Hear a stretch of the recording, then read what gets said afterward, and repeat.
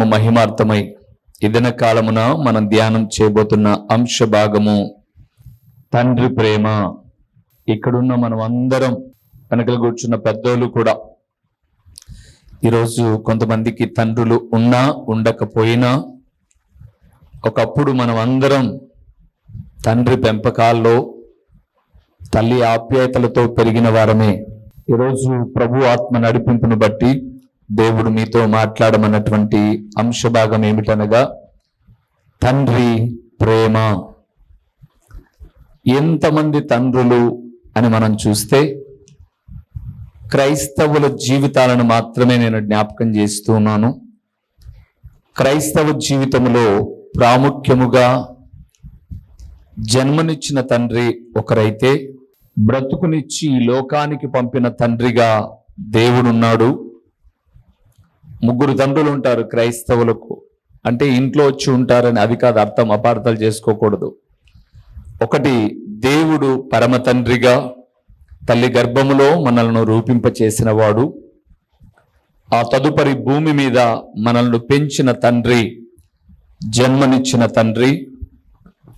మూడవ తండ్రి కూడా ఉన్నాడు, వాక్య జ్ఞానముతో ఆత్మీయతను పంచే ఆత్మీయ తండ్రి క్రైస్తవుల జీవితాలలో. కానీ ఈరోజు నేను అందరినీ కలగొలిపి ఒక్కొక్కరి యొక్క వ్యక్తిత్వాన్ని మీతో మాట్లాడతాను. మొదటిగా జన్మనిచ్చిన తండ్రి యొక్క గొప్పతనం, రెండవది ఆత్మీయ తండ్రి యొక్క గొప్పతనం, మూడవది పరమ తండ్రి యొక్క గొప్పతనం కలగలిపి తండ్రి ప్రేమ అనే మాటలు కొన్ని మనం ధ్యానం చేయబోతున్నాం. సహజంగా లోకంలో తల్లిదండ్రులు పిల్లలకు జన్మనిచ్చిన తర్వాత పిల్లలను ఎక్కువగా హృదయానికి హత్తుకొని పెంచేది తల్లి అయితే, నడక నేర్పించి సమాజపు యొక్క విలువలను నేర్పించేవాడు తండ్రి. సమాజం ఎలాగుందో, ఎలాగ చెడిపోతుందో, ఎలాగ పాడైపోతుందో ఆ విషయాలన్నీ చెప్పేవాడు తండ్రి. ఇక్కడ కొంతమంది తండ్రి లేని బిడ్డలు ఉన్నారని నాకు తెలుసు. అప్పుడు మాకు అలాగ చెప్పేదానికి మా నాన్న లేడే అని అనుకోవాల్సిన పనిలా. ఒకవేళ అందరికీ జన్మనిచ్చిన తండ్రులు జీవితాంతం వరకు ఉండకపోవచ్చు. అందుకే దేవుడు ఆత్మీయ తండ్రిగా మాలాంటి సేవకుల ద్వారా పరమ తండ్రి యొక్క ఆలోచనలు చెబుతూ ఉంటాడు. కాబట్టి తండ్రి లేని వారు కృంగిపోవాల్సిన పని లేదు. మాకుంటే ఇలా ఉండునేమో అని అనుకోవాల్సిన పని కూడా లేదు. భూమి మీద కొన్ని కుటుంబాలలో చెడ్డ తండ్రులు ఉన్నారు, కొన్ని కుటుంబాలలో మంచి తండ్రులు ఉన్నారు. కానీ చెడ్డ తండ్రులు కూడా పిల్లల మేలు కోరేవారుగా ఉన్నారు అని బైబిల్ గ్రంథం మాత్రమే చెబుతుంది. పిల్లలు అలాగూ పెరిగి ఒక 4 సంవత్సరాల వయసుకు వచ్చేసరికి, బాగా వినాలి మీరు మాట, మీరందరూ కూడా ఇన్క్లూడ్ మీ, నేను, మనం అందరం కూడా అనుకున్న విషయాలు కొన్ని చరిత్రపు పుటల్లో నుంచి గొప్ప గొప్ప అనుభవజ్ఞులు చెప్పిన మాటలు మీతో మాట్లాడుతున్నాను. సహజంగా ఆడపిల్లైనా మగపిల్లైనా 4 సంవత్సరాలు వచ్చేసరికి మొట్టమొదట ఆ పిల్లలు అనుకుంటుంది, లేదా ఆ పిల్లోడు అనుకుంటాడట, మా నాన్నకు అన్నీ తెలుసు, మా నాన్నకు అన్నీ తెలుసు, మా నాన్న నాతో ఉంటే చాలు, ఇంకా నాకేం భయం లేదు అని అనుకుంటారట 4 సంవత్సరాల లోపున్న పిల్లలు. వీరి వయస్సు పెరిగి 7 సంవత్సరాలకు వెళ్ళగానే వాళ్ళు అనుకుంటారట, మా నాన్నకు అన్నీ కాదు కొన్ని తెలుసు, మా నాన్నకు అన్నీ కాదు కొన్ని తెలుసు అనుకుంటారట. 10 సంవత్సరాల వయసు వచ్చేసరికి మా నాన్నకు అన్నీ ఏమి తెలియవు, మా నాన్న కూడా అందరి వల్లే సాధారణ మనిషి అనుకుంటారట. 13-14 సంవత్సరాలు వచ్చేసరికి మా నాన్నకు అన్నీ తెలుసు కాదు, కొన్ని తెలుసు కాదు, ఏమీ తెలియవు కాదు. ఆ వయసు యవ్వన ప్రాయం వచ్చేసరికి మా నాన్న పాతకాలం మనిషి. ఏ కాలం మనిషి? పాతకాలం మనిషి. మా నాయనకు లేటెస్ట్ ట్రెండ్ తెలియదు, మోడల్ తెలియదు, ఇంకా పాత చింతకాయ. ఒకరోజు అమ్మ గురించి కూడా మాట్లాడుకుందాం, ఈరోజు నాన్న గురించి. అమ్మలేం ఆందోళన పడ మాట్లాడు. మా నాన్నకు అన్నీ తెలుసు అనుకున్నాం, కానీ మా నాన్న ఎంతసేపు మేము అప్పుడు అలాగున్నాంరా, ఇప్పుడు ఇలాగున్నాంరా, ఇలాగుండేవాళ్ళంరా అని ఎప్పుడు పాతకాలపు విషయాలే చెప్తాడు. మా నాన్న ఏ కాలపు మనిషి? పాతకాలపు మనిషి అనుకుంటారట 14కు. తర్వాత అలాగా అనుకుంటూ వారి జీవితాల్లో ఎన్నో తప్పటడుగులు, ఇబ్బందులు, శ్రమలు, ఆ లోకంలో అంటారు కదండి, గోడేటు, చంపేటు, ఆ ఏటు, ఈ ఏటు అన్ని తిని తిని ఒక 40-45 సంవత్సరాలు వచ్చేసరికి అనుకుంటారట, మా నాన్నకు ప్రతిదీ తెలిసి ముందే చెప్పాడు ఇలాగ ఉండొద్దురా అని. మా నాన్న మాట వినక ఎంత తప్పు చేశాను, మా నాన్న నిజంగా అనుభవజ్ఞుడే అని మరలా అనుకుంటాడట. అప్పటికి 45-50 సంవత్సరాలు వస్తాయి. అంతటితో అయిపోలా. అటు నుంచి 50 నుంచి దాటుకొని 55-60 సంవత్సరాలకు వచ్చేసరికి ప్రతి ఒక్కరి మనస్సులో పుట్టేటటువంటి ఆలోచన ఏంటంటే, మా నాన్న ఉంటే బాగుండు, మా నాన్నతో మనస్ఫూర్తిగా మాట్లాడింటే బాగుండు అని అనుకుంటారట. అప్పటికి జీవితము కాస్త ఏమైతుంది? చెప్పండి, ఏమైపోయి ఉంటుంది? అయిపోయి ఉంటుంది. మాట్లాడడానికి నాయన ఉండడు, పలకరించడానికి పిల్లలు ఉండరు. అప్పటికి జీవితం కొలాప్స్. 4 సంవత్సరాల వయసులో నాన్నకు అన్నీ తెలుసు అనుకున్నాడు. 7 సంవత్సరాల వయసు వచ్చేసరికి కొన్ని తెలుసు అనుకున్నాడు. 10 సంవత్సరాలు వచ్చేసరికి మా నాన్న సాధారణమైన మనిషే అని అనుకుంటాం. 13-14 వచ్చేసరికి చెప్పండి, మీరు కూడా ఏమనుకుంటారు? మా నాయన పాతకాలపు మనిషి.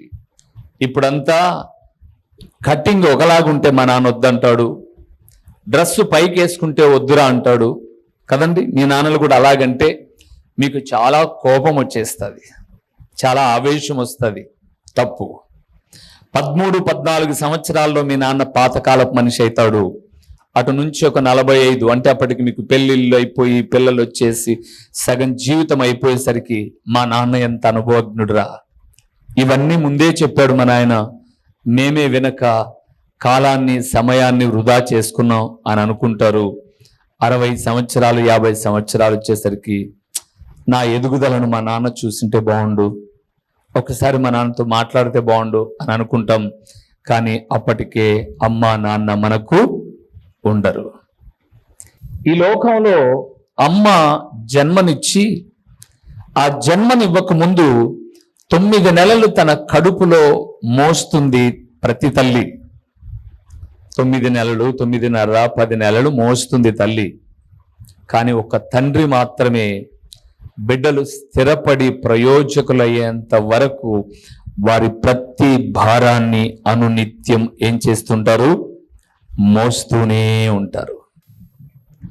మనకు అమ్మే కనపడుతుంది ఎక్కువ శాతం.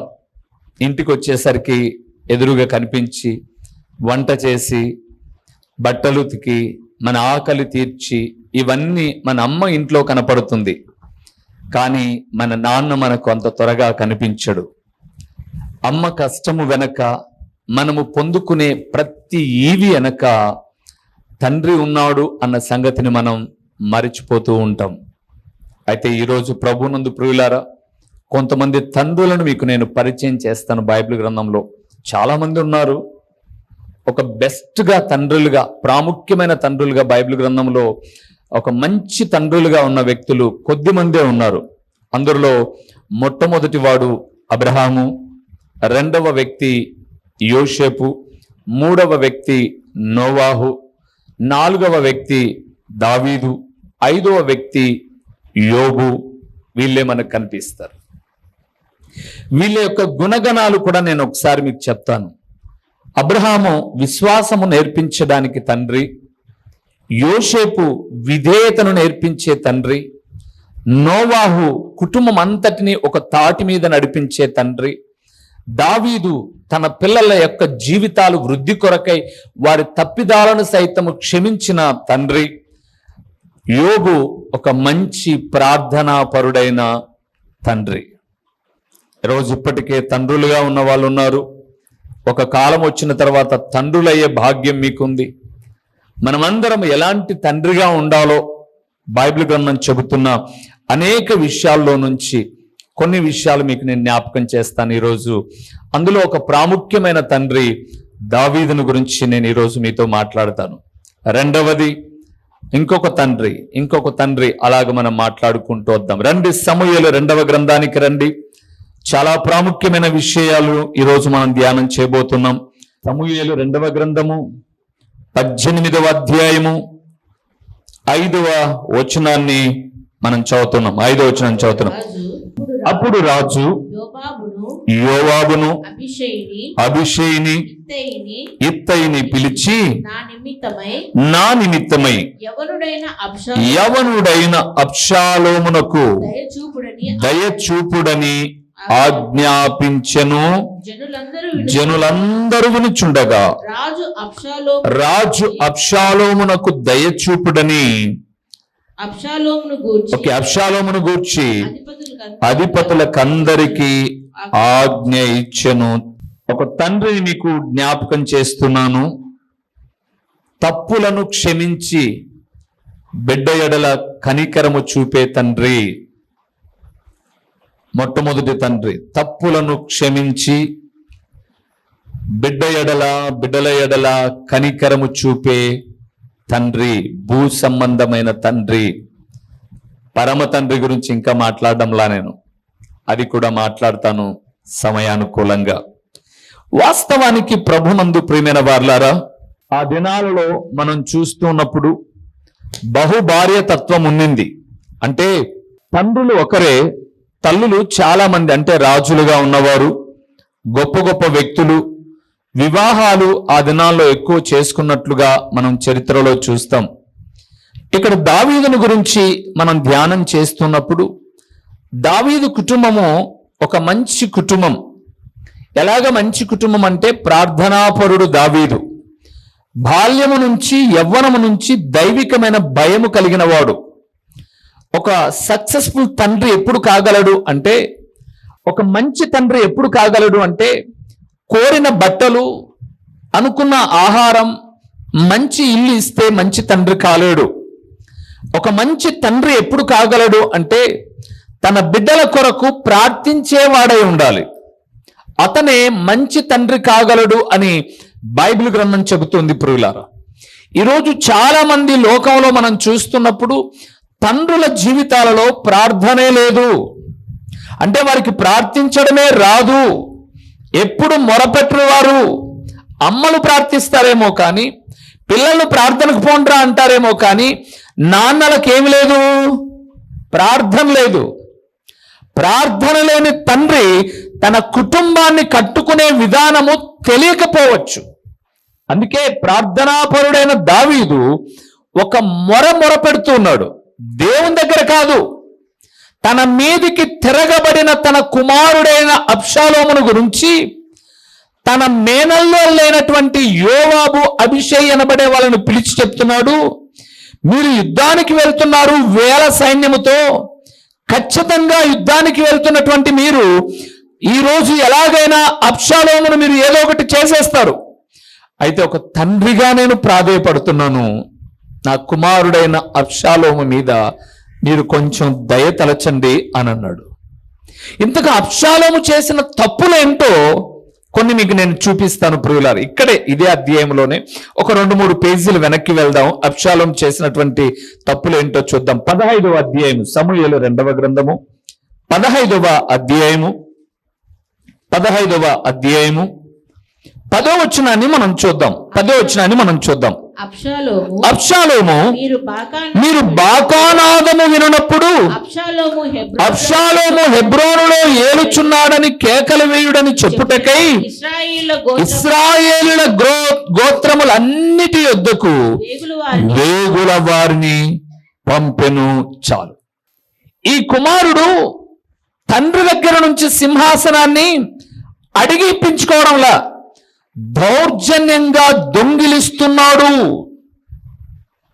దేవుని బిడ్డలారా, మీకున్నటువంటి ఏవైనా సరే, ఏ మంచి ఈవులైనా సరే, మీ తల్లిదండ్రులు సంపాదించిన ఏదైనా సరే మీరు ప్రేమతో ఇప్పించుకోవాలే తప్ప బ్లాక్మెయిల్ చేసి ఇప్పించుకోకూడదు. ఇవ్వకపోతే చస్తా, ఇవ్వకపోతే నాశనం అయిపోతా, నేను నా కుటుంబాలు పురుగుల మందు అవుతాం, ఇలాంటి తల్లిదండ్రుల గుండెలను పిండి వేసే బ్లాక్మెయిల్ చేయకూడదు. అలాంటి వాడే వీడు. ఎవరు అబ్షాలోము నాన్న అధికారం చెలాయిస్తున్నాడు రాజుగా. వీడు ఆ ఊర్లోనికి వచ్చే వాళ్ళందరితో ప్రేమగా మాట్లాడుతున్నట్టుగా ఉండి హెబ్రోనులోనికి వెళ్ళి ఒకానొక దినాన వేగుల వారిని ఆయా ప్రదేశాల్లో పెట్టి నేను బూర ఊదగా, నా దగ్గర ఉన్న జనులు బూర ఊదగా, ఇప్పుడు మనకు రాజు దావీదు కాదు, మనకు రాజు అబ్షాలోము అని చెప్పి మీరు కేకలు వేయండి అని అన్నాడు. ప్రభువునందు ప్రియులారా, ఈరోజు లోకంలో మనం చూస్తున్నప్పుడు మోసపూరితంగా పిల్లలు తండ్రి దగ్గర నుంచి ధనాన్ని లాక్కుంటూ ఉన్నారు. ఫీజులు ఉండవు, అంటే వీళ్ళు కట్టాల్సినవి అంత ఉండవు. వీడు జల్సాలు చేయడానికి అమ్మా నాన్నను ఏం చేస్తారు తెలుసా? మోసం చేస్తారు. చాలా మంది చేస్తున్నది అదే. నాకు తెలిసిన ఒక దైవజనుడు హైదరాబాద్ పట్టణానికి వెళ్ళాడు. అక్కడ ఆ సేవకుని సంఘస్థులు, అక్కడ పిల్లలు చదువుతూ ఉన్నారు.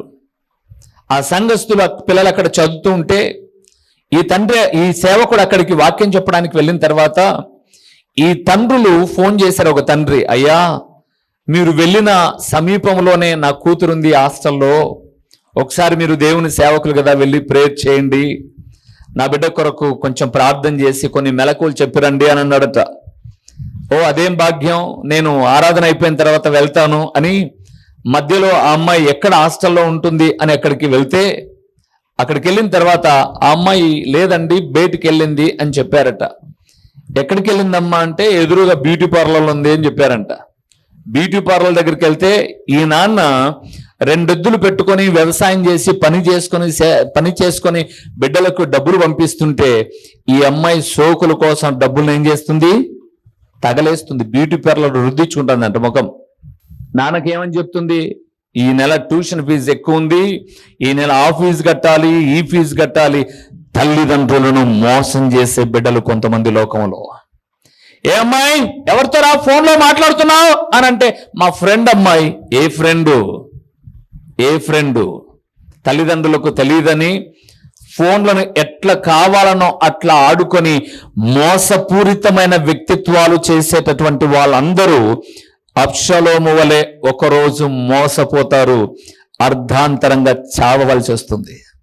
మోసం చేసి తండ్రిని ప్రేమగా అడిగిప్పించుకోవచ్చు, ప్రేమతో మాట్లాడి నాన్న నాకు ఇది అవసరమని అడిగిప్పించుకోవచ్చు.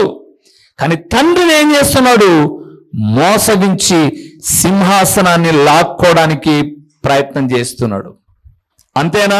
రెండవది ఏం చేశారు అక్కడ చూద్దాం. సమూయేలు 2వ గ్రంథం 16వ అధ్యాయము 7-8 వచనాలు చూద్దాం ప్రియులారా. సమూయేలు 2వ గ్రంథము 16వ అధ్యాయము 7-8 వచనాలు మనం చూద్దాం. ఈ షిమి నరహంతకుడా, దుర్మార్గుడా, చీపో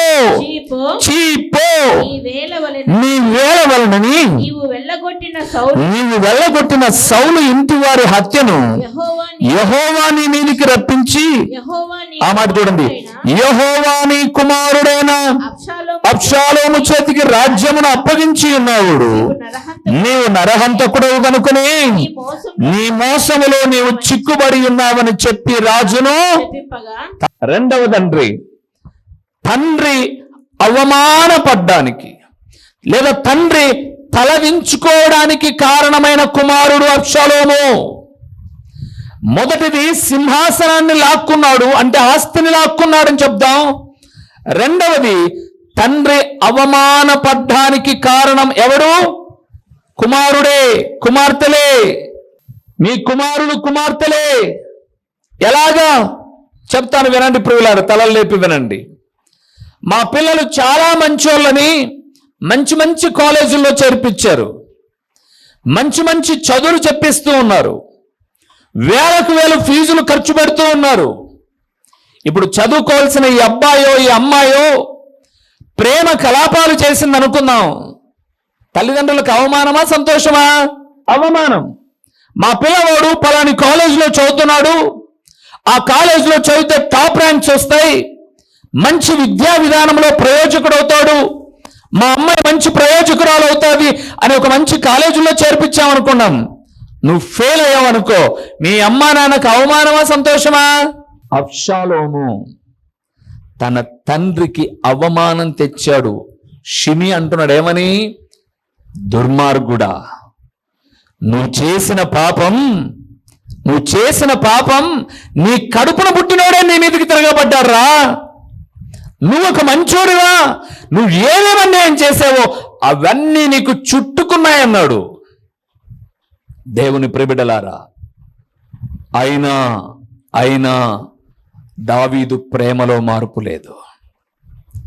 మీరు ఎన్నో తప్పులు చేసిన, మీ తల్లిదండ్రులను ఎన్నోసార్లు బాధకు గురి చేసిన, తండ్రి ప్రేమను వివరిస్తున్నాను కదండి. మీ ఇంట్లో ఏదైనా బాధలు సృష్టిస్తే, నీ వల్ల బాధలు కలిగితే మీ అమ్మ లొడలొడలొడ ఏడ్చేస్తుంది. ఎంత పనికి మాలినోడివిరా నువ్వు, ఎంత పనికి మాలిన దానివి. చదువుకోమని పంపిస్తే ప్రేమలు, చదువుకోమని పంపిస్తే వ్యర్థమైన స్నేహాలు, మా కొంపను నాశనం చేసేవని ధనం అని ఒకటి కొట్టకో అమ్మ లడలడలడలడ ఏడ్చేస్తుంది. మరి నాన్న ఏడ్చలేడండి, మీ ముందు ఏడ్చలేడు. లోకంలో సైంటిఫిక్గా రుజువైన విషయం ఏంటో తెలుసా? ఏడిస్తేనట హృదయంలో ఉన్న బాధ తగ్గిపోతుందట. తండ్రులు ఏడ్చక హృదయాలు బరువెక్కి అనారోగ్య పాలైపోతున్న వాళ్ళు, గుండె జబ్బులకు లోనవుతున్న వాళ్ళు ఎంతమంది? నేను నా పిల్లలకి ఏం తక్కువ చేశాను, నా పిల్లలు ఎందుకు ఇలాగ తయారైపోయారని ఇంటిలో ఏడ్చలేక, పడుకుంటే నిద్ర రాక వెళ్ళకిలా పడుకొని ఎన్నో ఆలోచనలు చేసి అనారోగ్య పాలయ్యేవాడు తండ్రి అండి. మీ అమ్మ ఏడ్చి తన సమస్యను ఏదో తీర్చేసుకుంది అప్పటితో, కానీ తండ్రి ఏడవలేడు కదండి. తండ్రి హృదయం బరువెక్కిపోతుంది. అందుకే మీకు తెలుసు కదా, ఎక్కువ గుండె జబ్బులు అమ్మలకు వస్తాయా నాన్నలకు వస్తాయా? ఎవరికి వస్తాయి? ఎక్కువ శాతం ఎందుకు? ఆలోచన విధానం. దావీదు గుండె కోసిన వాడండి అబ్షాలోము. ఆస్తిని కోరుకున్నవాడు, అధికారాన్ని దొంగిలించిన వాడు. రెండవది, ఇతరుల ముందు తన తండ్రి తలదించుకునేడానికి కారణమైన కుమారుడు. ఏమర్రా పిల్లలు, మీ నాన్నలు మీ చదువును బట్టి కాలర్ ఎగరేస్తున్నారా, తలదించుకుంటున్నారా? ఈరోజు దించుకున్నారు అని అంటే ఒకరోజు తప్పకుండా నువ్వు కూడా తండ్రివో తల్లివో అయిన తర్వాత నీ కడుపున పుట్టిన బిడ్డలు నువ్వు తల దించుకోవడానికి కారణాలు ఖచ్చితంగా అవుతారు. అబ్షాలోము పదుగురి దగ్గర, లోకం దగ్గర నాన్న అవమానపడ్డానికి కారణమయ్యాడు. ఈరోజు ఎంతమంది పిల్లలండి తమ ఇష్టానుసారంగా పెళ్ళిళ్ళు చేసుకొని, తమ ఇష్టానుసారంగా జీవితాలను చేసుకొని తల్లిదండ్రులు ఎంత నలిగిపోయారో తెలుసా? నాకు తెలిసిన ఒక కుటుంబం ఒంగోలులో ఉంది. ఆ తల్లి తండ్రికి ఒక్కటే కూతురు. ఇక మగ పిల్లలు ఆడపిల్లలు ఎవరు లేరు. ఒక్కటే కూతురు. అల్లారు ముద్దుగా పెంచుకొని అపురూపంగా చేసుకొని, నువ్వు ఏం కావాలనుకుంటున్నావు అమ్మా అని అంటే, నేను ఒక న్యాయాధిపతి జడ్జినైతా అనింది అమ్మాయి. ఓకే, నా ఆస్తులు అన్ని అమ్మేనా సరే, నా దేహంలో ఉన్న అవయవాలు అమ్మేనా సరే, నీ గోల్ను రీచ్ అవడానికి నేను ప్రయత్నం చేస్తానమ్మని ఆ తండ్రి చదివిస్తూ, కష్టపడేటటువంటి వాడు. అమ్మ హౌస్ వైఫ్, నాన్నేమో ఒక చిన్న చిరు ఉద్యోగి. తన ధనాన్ని ఖర్చు పెడుతూ సారికి ఉద్యోగంలో బిడ్డను వదిలిపెట్టే అవకాశం లేక ఒక ఆటో డ్రైవర్కు మాట్లాడి, ప్రతిరోజు మా పిల్లను ఆటోలో కాలేజ్ దగ్గర దిగపెట్టి మరలా తీసుకొచ్చడానికి నెలకింత డబ్బులు ఇస్తాను నీకు అని అంటే, జడ్జి అయితే అన్న అమ్మాయి ఆటో అబ్బాయితో వెళ్ళిపోయిందండి. ఆ తండ్రి తల్లడిల్లిపోయి చివరికి మెంటలెక్కిపోయింది అతనికి. పోనీ వెళ్ళిపోయిందేమైనా బాగుపడిందా? ఒక సంవత్సరంన్నర రోజు అయ్యేసరికి వాడి కోరిక వ్యామోహం అంతా తీరిపోయింది. ఈ అమ్మాయిని వదిలేసి వెళ్ళిపోయాడు. అప్పటికే పురిట్లో ఒక చిన్న పిల్ల. అయినా ఆ తండ్రి ఇంటికి తెచ్చుకున్నాడు బిడ్డను. నాకు తెలిసిన ఒక కుటుంబం మన వాక్యం చూస్తారు, ఈ వాక్యం చూస్తూ ఉన్నారు, వాళ్ళు చూస్తారు కూడా, నాకు తెలుసు. కాకినాడలో అమ్మాయి బాగా చదువుతుంది, ప్రయోజకురాలు అవుతుంది అని ఉన్నతమైన విద్యను అభ్యసింపచేసి ఒక మంచి గౌరవప్రదమైన స్థితిలోనికి తీసుకొని వస్తే ప్రేమ అనే వ్యామోహంలో వెళ్ళిపోయింది. ఒక అబ్బాయితో ఒక బాబును కని ఇంటికి వచ్చింది, వాడు లేడు ఇప్పటికి అడ్రస్. ఎంతమంది అండి తండ్రులు తలదించుకోవడానికి కారణమైనటువంటి బిడ్డలు అబ్షాలోము వలె. తండ్రి ప్రేమ గురించి చెప్తున్నాను ఈరోజు. తండ్రుల ఏమి దినోత్సవం ఇది? సో అందుకోసం తలదించుకోవడానికి కారణం. నేను ఇప్పుడు చెప్పిన ఈ కుటుంబాలు ఏవి లాక్యర్స్ కాదు, వాళ్ళు చాలా నిరుపేద కుటుంబాలు. మీ తల్లిదండ్రులు మీ మీద ఉన్నతమైన ఆలోచనలు కలిగి ఉన్నప్పుడు వారి ఆలోచనలను నెరవేర్చే బిడ్డవా నువ్వు? వారు తలదించుకోవడానికి కారణమా? మీ నాన్న అనబడేవాడు ప్రొద్దున మొదలుకొని రాత్రి వరకు టయానికి అన్నం తినకోకుండా ఎండలో పనిచేసే వాళ్లకు నీళ్లు టీలు అందిస్తూ కష్టపడుతూ ఉంటే వ్యర్థమైన స్నేహాలను పెట్టుకొని ఆ వ్యర్థమైన స్నేహాలతో చదువును నిర్లక్ష్యం చేస్తూ చదువుకోవాల్సిన వయసులో, గౌరవప్రదంగా బ్రతకాల్సిన వయసులో మా తండ్రికి కన్నీళ్లు తుడిచి సగౌరవంగా కాపాడవలసిన స్థితిలో నువ్వేం చేస్తున్నావు అంటే వ్యర్థమైన స్నేహాలు, ఫోన్ల చాటింగ్లు, టీవీల దగ్గర, యూట్యూబ్ల దగ్గర, ఫోన్ల దగ్గర కూర్చొని నీ జీవితం అంతా నాశనం చేసుకొని ఊరిడిసి వెళ్ళిపోయాడు, ఎక్కడో బతుకుదామని చెప్పేసి ఆ నాయన ఏం బతుకుతున్నాడు, ఈ కొడుకు అదే బతుకుతున్నాడు రానంటే ఆ స్థితికి, ఆ అవమానానికి కారణం నువ్వు ఒక కొడుకుగా, నువ్వు ఒక కూతురుగా ఉంటే అబ్షాలోముకు, దావీదు కుమారుడైన అబ్షాలోముకు ఇక్కడ ఆయన నీ కొడుకుగా, లేకపోతే నీ ఒక తండ్రికి కొడుకుగా కూతురుగా ఉన్న నీకు పెద్ద వ్యత్యాసమేమీ ఉండదు. ప్రభువైన యేసుక్రీస్తు పేరట దేవుని వాక్య వీక్షకులైన ఆత్మీయులైన మీ అందరికీ నిండు వందనములు తెలియచేయుచున్నానండి.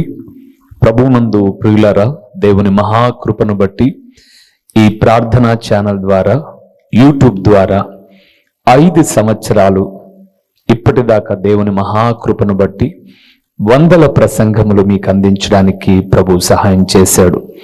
ఈ సమయంలో ఒక ప్రాముఖ్యమైన ప్రకటన ఏంటి అనగా, మీరు ఎప్పుడైనా పులివెందుల ప్రాంతానికి, ప్రొద్దుటూరు ప్రాంతానికి వచ్చినా ఈ 2 చోట్ల ఉదయ సాయంకాలపు కూడికలు జరుగుతూ ఉన్నాయి. పులివెందుల ప్రాంతంలో అయితే ప్రతి ఆదివారం ఉదయం 9 గంటల నుంచి 11 వరకు ప్రతి ఆదివారము ప్రభు బల్లారాధన ఉంటుంది. ప్రొద్దుటూరులో కూడా ఉదయకాలము 9 గంటల నుంచి 11 గంటల వరకు ప్రభు బల్లారాధన. తిరిగి ప్రొద్దుటూరులో సాయంకాలం 6:30 గంటల నుంచి 8:30 వరకు సాయంకాలపు సువార్త కూడికలో దేవుని సేవకుడినైన నేను వచ్చి దేవుని వాక్యాన్ని ప్రకటిస్తాను. మీరు ఒకవేళ ఈ ప్రాంతానికి ఎప్పుడైనా వచ్చినా, లేదా మీరు ఈ ప్రొద్దుటూరు పులివెందుల ప్రాంత వాసులైతే దేవుని వాక్యము మాత్రమే ప్రకటిస్తున్న అమూల్యమైన సందేశాలను వినుట కొరకు మిమ్మల్ని ప్రేమతో ఆహ్వానిస్తున్నాను. ఎందుకు మీరు ప్రొద్దుటూరు పరిసర ప్రాంతాలలో ఉన్నవారైతే సాయంకాలపు సువార్త కూడికకు సూపర్ బజార్ రోడ్డులో ఉన్నటువంటి క్రీస్తు ప్రార్థనా గృహానికి మీరు రాకూడదు. మిమ్మల్ని ప్రేమతో ఆహ్వానిస్తూ ఉన్నాను. రండి ప్రియులారా, మీరు నేను కలిసి దేవుని నామాన్ని కనపరుద్దాం. ఒకవేళ పులివెందుల ప్రాంతంలో ఉన్నట్లయితే ఇక్కడికి రండి, ఆ ప్రొద్దుటూరు ప్రాంతంలో ఉన్నైతే అక్కడికి రండి. లేదా మీరు ఈ రెండిటికి మేము దూరంగా ఉన్నాము అనంటే ప్రతిరోజు యూట్యూబ్లో ఒక సందేశం ఉంటుంది, వీక్షించండి, ఆత్మీయమైన మేలులు పొందండి. ప్రభు పేరట మీ అందరికీ నిండు శుభాభివందనములు.